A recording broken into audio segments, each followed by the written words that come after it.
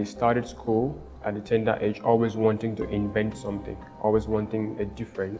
So before I could finish my studies, I needed to do something really significant, something that would make me stand out.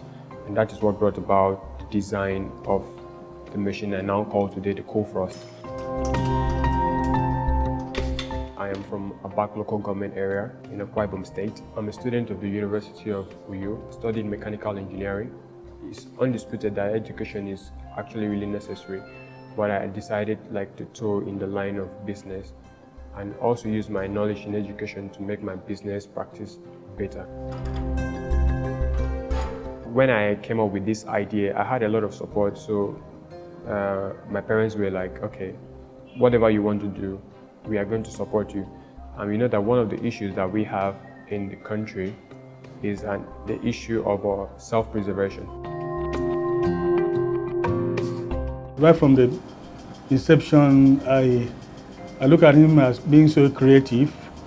As a father who may want his son to move higher, myself and my wife, we have been supporting him morally, financially, and otherwise. I also encourage him very well that this is what is being required both in the country and at homes. I discovered that both the air conditioner and refrigerator, they use the same processes. They use the same cycle for cooling. So I then thought of, okay, is it not possible for this thing, for both of them to function together? Even though I knew they use different types of compressors, but I knew there is some way you can tweak it in such a way that both of them can function together simultaneously. So that's when I started to think about it. I had the picture of it in my head. When time came for us to do a project, that's when I then said, okay, this could be the chance. So that's when I actually came up with the idea. I started putting some things down. At the end of the day, I pulled something out. So it was after the presentation, it dawned on me that I had actually started something that no one has done before.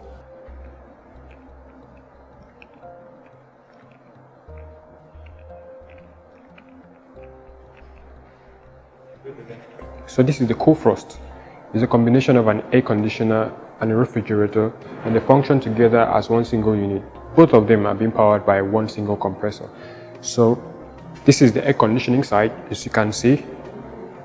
This is the air conditioning side, and this part below here is the refrigerating side. So when you come over here to the back, the Coolfrost was designed like a split unit air conditioner, but in this case we can call it a split unit Coolfrost.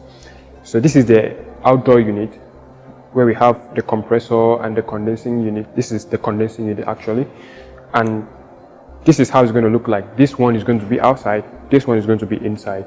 So what we have here is refrigerant. We used R22 according to the specification of the compressor and the condensing unit. Ubong has, surprised me, being an engineer, not just the theory we know our students to be.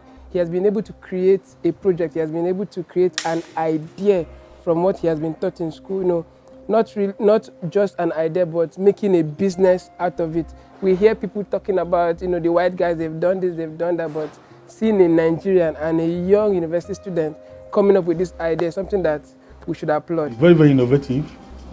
He has a lot of creative skills, and then a lot of companies are dealing on intellectual capital, where somebody can go into sort of creativity and then use their hands and knowledge and skills in order to develop something. If the design is done in such a way to suit a particular market, can actually be commercialized. It can be scaled down to lower capacity. It can be increased. It all depends on what the customer wants and what we want to put out there in the market.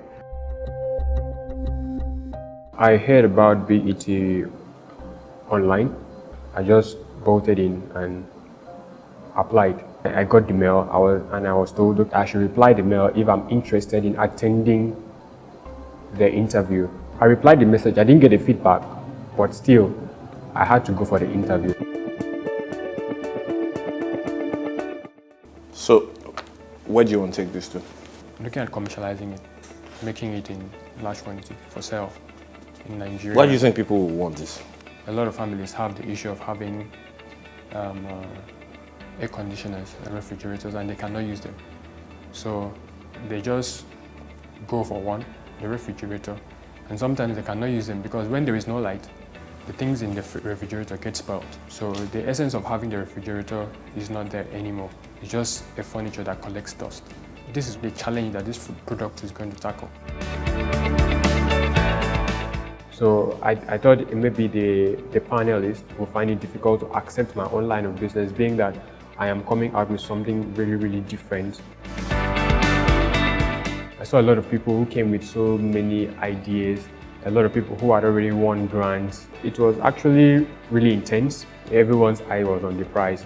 Okay, we are going to get the 30 million naira. But actually, why I came for the BET was to get some certain lessons in entrepreneurship that I never had before, some certain things that I needed to know that were really relevant to the success of the business. The difference between now and then was that it's not just about doing a business, it's doing a business that is viable. That's what I learned from BET. Initially, I just jumped into business because I saw other people succeeding in that line of business, and actually it didn't always work for me. But since after BET, after the experience and after all the lessons at BET, I discovered that I really have to do my validation properly. The social media class actually taught me a lot about image building and branding, because it's actually a very key part of our business. If actually I want to do business successfully in this generation, don't just throw money into things you think it has to work. You actually have to go out and ask the people you are trying to sell this product for if actually they need the product you want to sell before you invest your time and money, before you invest whatever you have to invest to make the business a success. So Diamond Bank had really done a lot for me intellectually. It gave me the knowledge I really needed, and I'm very, very grateful. I know for sure, for a fact, that Diamond Bank loves SMEs. That's why they're investing so much resources in trying to see how to take SMEs to another level.